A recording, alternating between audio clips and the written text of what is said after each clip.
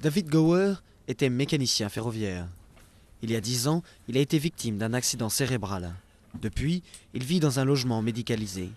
Il a des difficultés à marcher et ne peut se servir de ses mains normalement. 4 fois par jour, il reçoit la visite d'aide à domicile. Elles sont ma bouée de sauvetage.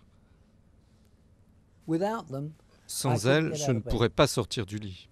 Mais aujourd'hui, David s'inquiète des mesures d'austérité décidées par le gouvernement. Les organismes locaux vont devoir réduire leurs dépenses, ce qui aura de fortes répercussions sur les services sociaux. David partage les frais de ses aides à domicile avec la municipalité. Jamais il ne pourra les assumer seul. Ils disent qu'on n'a pas besoin de compagnie. Je pense qu'ils vont raccourcir la durée des visites, ce qui va rendre la vie beaucoup plus dure. Et pour tout le monde, pas seulement pour moi.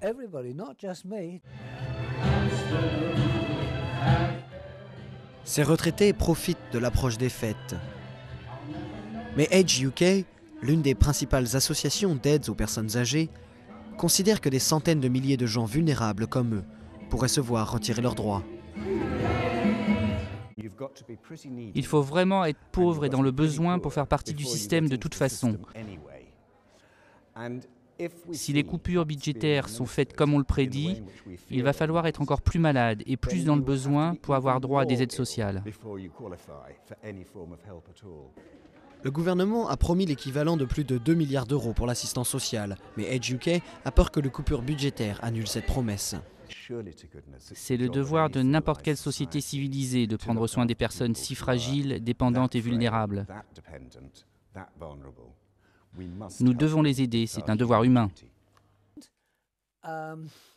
Je m'embrouille avec toutes les informations qu'on reçoit, ce qui me cause du stress inutile, et cela me tracasse.